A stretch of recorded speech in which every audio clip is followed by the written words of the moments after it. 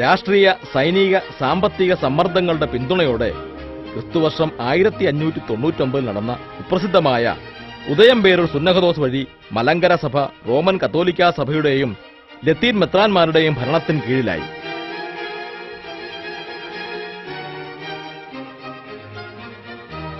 തങ്ങളുടെ സമ്മതം കൂടാതെ നടത്തിയ ഈ അടിമത്തത്തെ അന്നു മുതൽ നസ്രാണികൾ എതിർത്തുവന്നു.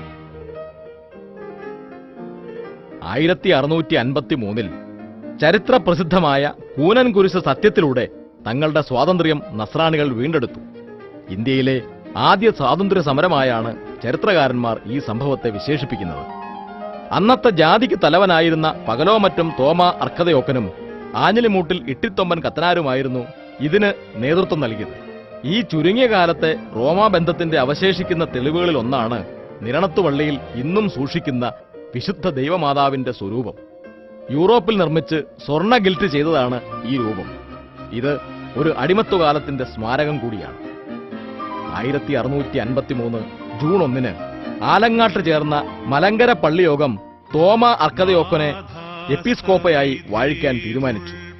മറ്റൊരു മെത്രാന്റെ ഭാവത്തിൽ 12 പട്ടക്കാർ ചേർന്ന് മാർത്തോമ എന്ന പേരിൽ എപ്പിസ്കോപ്പയായി അദ്ദേഹത്തെ വാഴിച്ചു. 1665 യെരുശലേമിലെ അന്ത്യോക്യ പാത്രിയർക്കീസായ മാർ ഗ്രിഗോറിയോസ് അബ്ദുൽ ജലീദ് മലങ്കരയിലെത്തി മാർത്തോമ ഒന്നാമന്റെ സ്ഥാനം ക്രമപ്പെടുത്തി.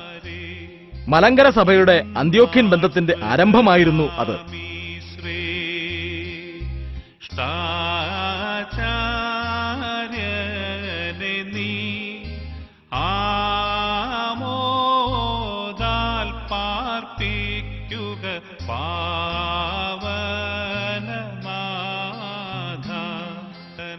കൂനൻ കുരിശ് സത്യത്തെ തുടർന്ന് റോമൻ കത്തോലിക്കരും അവരെ അനുകൂലിക്കുന്ന നാട്ടുരാജാക്കന്മാരും വേട്ടയാടിയതോടെ മാർത്തോമ മെത്രാൻ സുരക്ഷിതത്വം തേടി തെക്കൻ നാടുകളിലേക്ക് കടന്നു.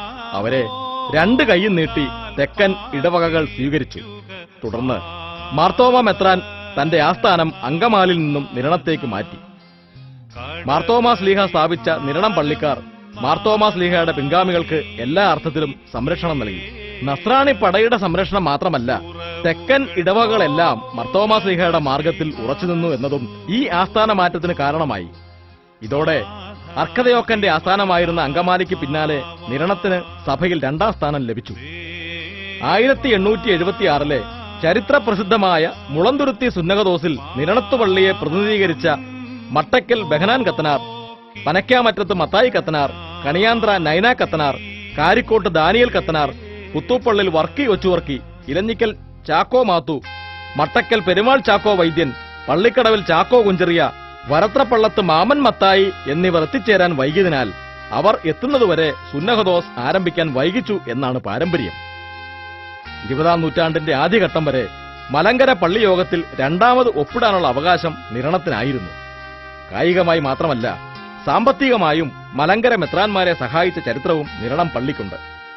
5ാം മാർത്തോമായുടെ ഡച്ച് പീഡ അവസാനിപ്പിക്കാൻ മെയ്യാഭരണങ്ങൾ അഴിച്ചു നൽകി ഭർത്താക്കന്മാരെ പോലെ നസ്രാണിത്വം തെളിയിച്ചവരായിരുന്നു നിരണത്തെ വനിതകൾ.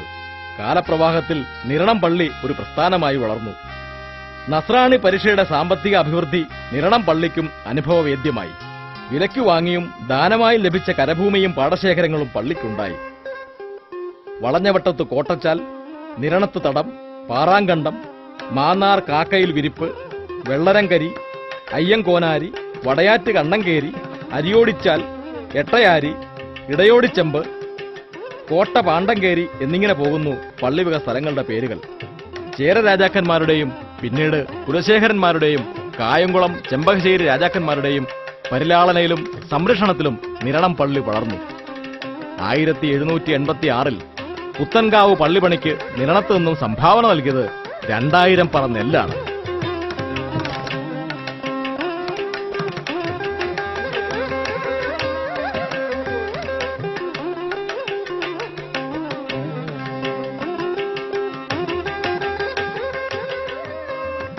സ്ഥാവര വസ്തുക്കളോടൊപ്പം വിലപിടിച്ച ജംഗമ സ്വത്തുക്കളും നിരണത്തുപള്ളിക്കുണ്ടായി.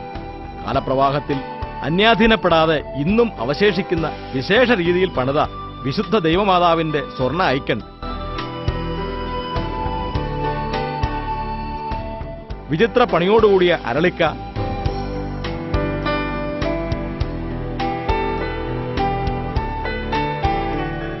വെള്ളിക്കുരിശ് ഇവയൊക്കെയും നിരണം പള്ളിയുടെ സാമ്പത്തിക പ്രതാപത്തിന്റെയും നിരണം ദേശവാസികളായ കലാകാരന്മാരുടെ കരവിരുതിന്റെയും പ്രത്യക്ഷ ലക്ഷണങ്ങളാണ്.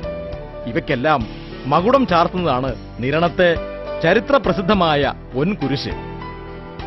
1.5 കിലോഗ്രാം തൂക്കത്തിൽ 10 മാറ്റ് തങ്കത്തിലാണ് നിരണത്തെ കലാസുഭകതയാർന്ന പൊൻകുരിശ് സൃഷ്ടിച്ചിരിക്കുന്നത്. 1915 കോലപ്പൻ തട്ടാൻ 7 കോൽ താഴിട്ട് പൂട്ടിയിരുന്ന അറപ്പുരയ്ക്കുള്ളിൽ നിന്നും ഈ കുരിശ് മോഷ്ടിച്ചു. 2 വർഷത്തിനു ശേഷം കുരിശ് തിരിച്ചു കിട്ടിയത് മുറിച്ച് കഷണങ്ങളാക്കിയായിരുന്നു. തുടർന്ന് അതേ തൂക്കത്തിലും മാറ്റിലും പുതുക്കിപ്പണിത പൊൻകുരിശാണ് നിരണത്തിന്റെ അഭിമാനമായി ഇന്നുള്ളത്. മേലാവിലേക്കു കത്തയച്ചു, കൽപ്പന കിട്ടുകയാൽ അവർ ആനന്ദിച്ചു. പണ്ടാരം തുറന്നു പവൻ വാരി എണ്ണാനായി ഉണ്ണുണ്ണി തന്നിരുന്നു. തങ്കക്കുഴവികൾ തൂക്കി അറിയുവാൻ സംഘത്തെയും ഒന്ന് തെരഞ്ഞെടുത്തു. തട്ടാന്മാരുണ്ടെന്ന് നാട്ടിലെല്ലാം ആളയച്ചു. ദേവേന്ദ്ര ശില്പിയെ തോൽപ്പിക്കുമാർ ഭാവമോട് 7 പേർ വന്നു ചേർന്നു. സ്വർണം വറുത്തു വറുത്തു നല്ല മനോഹര വർണ്ണത്തിലാക്കി പണി തുടങ്ങി. 404 ദിനം കൊണ്ടത് വാനോർ കുതിക്കുമാറാക്കി.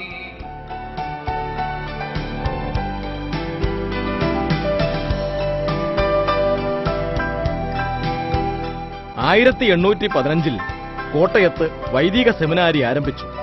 1809 കണ്ടനാട്ട് കൂടിയ മലങ്കര പള്ളിയോഗ നിശ്ചയപ്രകാരമാണ് സെമിനാരി സ്ഥാപിച്ചത്.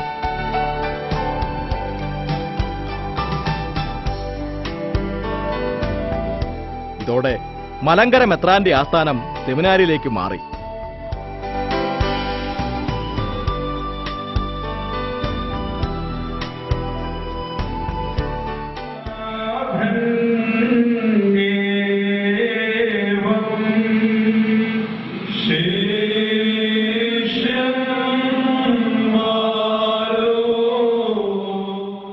സെമിനാരി അധ്യാപകരായി എത്തിയ ആംഗ്ലിക്കൻ പ്രൊട്ടസ്റ്റന്റ് മിഷണറിമാർ ബ്രിട്ടീഷ് സാമ്രാജ്യ ശക്തിയുടെ പിൻബലത്തോടെ മലങ്കര സഭയിൽ പ്രൊട്ടസ്റ്റന്റ് വിശ്വാസം നടപ്പിലാക്കാൻ ശ്രമിച്ചു.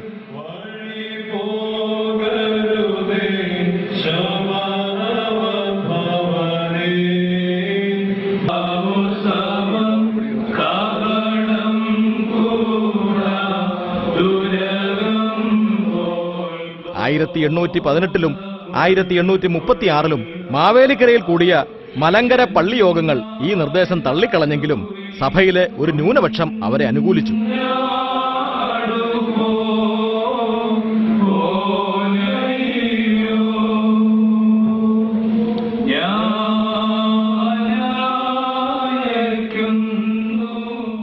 പാലക്കുന്നത്ത് അബ്രഹാം മൽപ്പാനായിരുന്നു അവരുടെ നേതാവ്.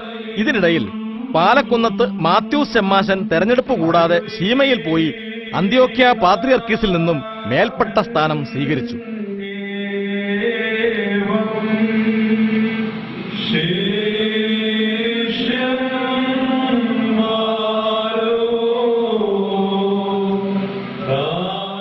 ബ്രിട്ടീഷ് രാജശക്തിയുടെ പിൻബലത്തോടെ അദ്ദേഹം മലങ്കര മെത്രാൻ സ്ഥാനത്തേറി. തുടർന്ന് സത്യവിശ്വാസികൾ പുലിക്കോട്ടിൽ ഇട്ടൂപ്പ് കത്തനാരെ ശീമയിൽ അയച്ച് മാർ ദീവന്യാസിയോസ് 5-മൻ എന്ന പേരിൽ മേൽപ്പട്ടക്കാരനായി വാഴിച്ചു.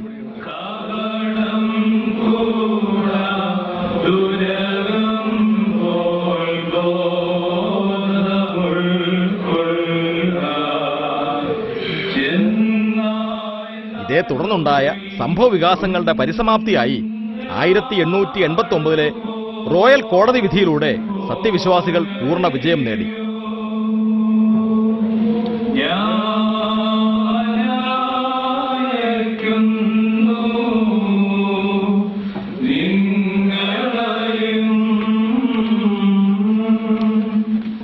തുടർന്ന് സഭയിലെ പ്രൊട്ടസ്റ്റന്റ് വിശ്വാസം സ്വീകരിച്ചവർ മാർത്തോമാ സഭ സ്ഥാപിച്ച് പിരിഞ്ഞുപോയി.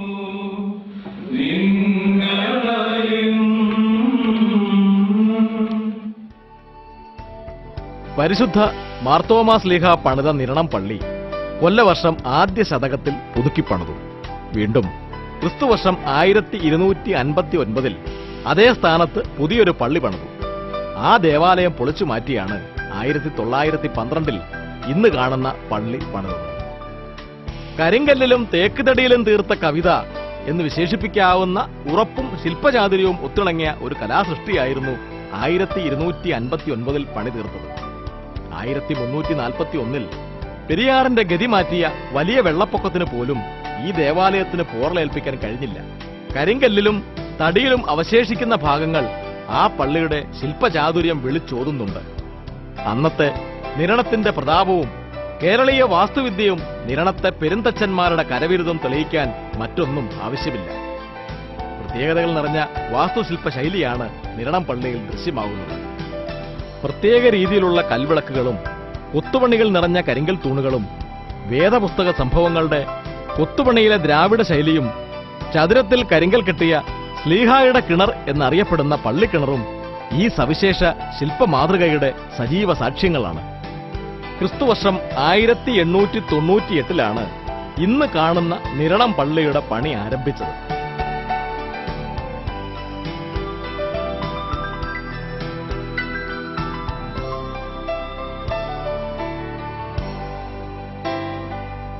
പുതിയ പള്ളിയുടെ ഹൈക്കലായിക്ക് വരാന്തകൾ കൂടാതെ 87.5 അടി നീളവും 50 അടി വീതിയും ഉണ്ട്. 5 വീതം കരിങ്കൽ ആർച്ചുകളാണ് ഇടഭിത്തി താങ്ങി നിർത്തുന്നത്. 1912 കുംഭം 2 മായൽത്തോ പെരുന്നാളിൽ മലങ്കര മെത്രാപ്പോലീത്ത പരിശുദ്ധ വട്ടശ്ശേരിൽ മാർ ദീവന്യാസ്യോസ് ആറാമൻ, അൽവാറീസ് മാർ യൂലിയോസ് മെത്രാപ്പോലീത്ത, വാകത്താനം ഗീവറീസ് റബ്ബാൻ, കല്ലാശ്ശേരിൽ പുന്നൂസ് റബ്ബാൻ, പാമ്പാടി കുറിയാക്കോസ് റബ്ബാൻ എന്നിവരുടെ സഹകാർമ്മികത്വത്തിൽ വിശുദ്ധ ദൈവമാതാവ്, വിശുദ്ധ മാർ ഗീവറീസ് സഹദ, വിശുദ്ധ മാർ ബെഹനാം സഹദ എന്നിവരുടെ നാമത്തിൽ ഈ പള്ളി ഉദാശ ചെയ്തു. അന്നേ ദിവസം 19 തബലയിത്തകളും ഉദാശ ചെയ്തതായി പരിശുദ്ധ വാകത്താനത്ത് ബാവായുടെ സഭാജീവിത നാൾവഴികൾ കാണുന്നു.